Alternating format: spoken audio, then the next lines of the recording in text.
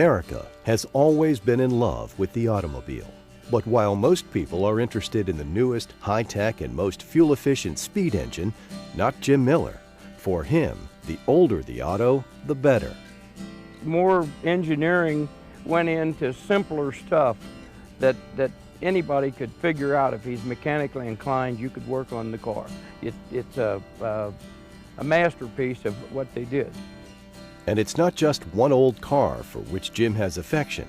It's over 350 vintage automobiles from every generation of transportation. Cars he maintains and restores at the Pioneer Auto Show. It gets the people that never have a chance to see some of this stuff to be able to see it. When people say, what kind of cars do you have? And I say, well, we got Stanley Steamers and Stoddard Daytons and Spackies and Shacks and Saxons and Sears and Stutzes and Stars and Shelbys and Superbirds and Auburns and Avantis and Packards and Peerlesses and Rolls Royces and Rickenlockers and many more. Back then, times were much simpler, and so was the automobile. Definitely more simple. Like, for instance, we have a 1902 Oldsmobile. It had one cylinder. It'd go along one chug per telephone pole. There were buggies with an engine. Some of them, they even had a horse's head on them that they would, so the horses wouldn't get scared and the people driving them felt more comfortable. Amazingly enough, there are 2,600 different makes of automobiles built in America. Of course, they kind of laugh at some of the stuff that we had, but at that time it was wonderful.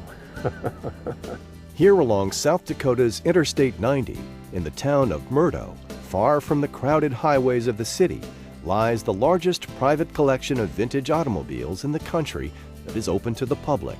The Pioneer Auto Show is not just a step down memory lane, it's a nostalgic ride into automotive history. It's got two engines in it. It's got two 500 cubic inch Cadillac engines.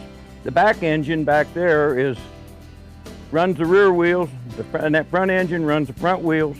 The power steering is up here, so you have to run both engines in order to drive the thing. And it's about 3 miles to the gallon when you do that.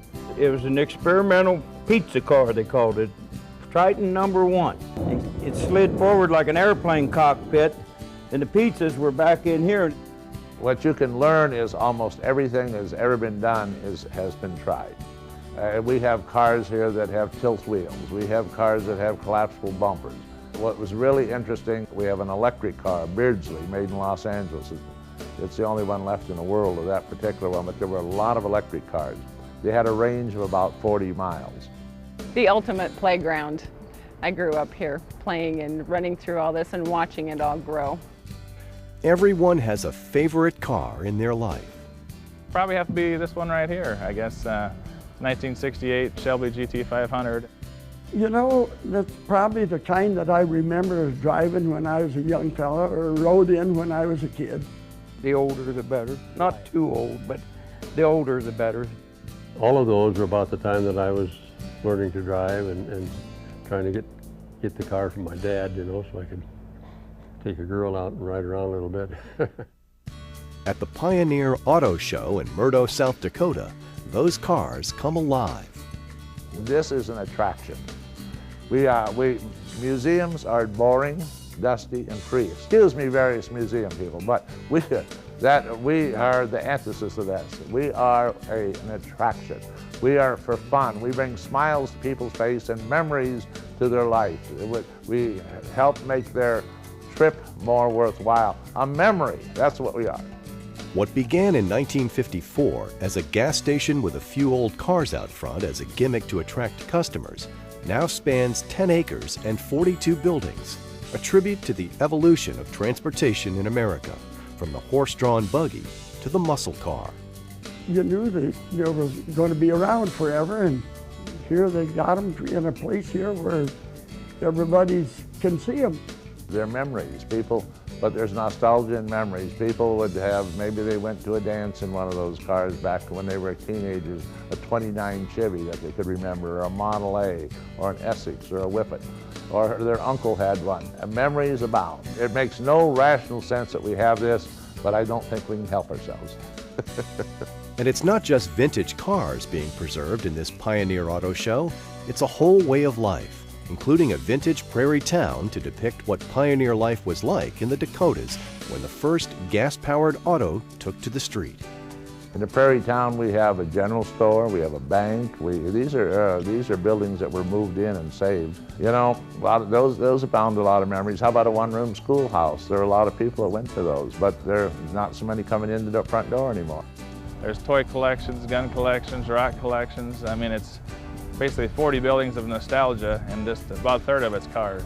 We are in the business of collecting.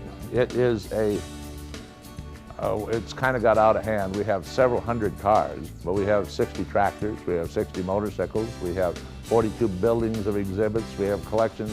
A friend of mine from Texas just sent me a pipe collection. We're putting that in. Same thing as the cars. If they're not preserved, there's no more coming out. So you have to preserve them for history. In many respects, I think the things that you see at the Pioneer Auto Museum are really important if you want to understand this part of our country and its settlement and the people who settled it, the pioneers who came across this country and confronted some very harsh realities. Nash, Hudson, Frazier, Kaiser, all those different kinds of manufacturers that existed around the early 1900s. You'll find them in the 42 buildings in Murdo, South Dakota. It's helped the economy here in Murdo because it stops people. Yeah, it's put Murdo on the map. I'm sure it probably won't be like Wall Drug all over the world, but it could be. At the Pioneer Auto Show, cars will always be the stars, a preservation of history, nostalgia, and Americana for future generations to enjoy. For more information, visit them on the web at pioneerautoshow.com.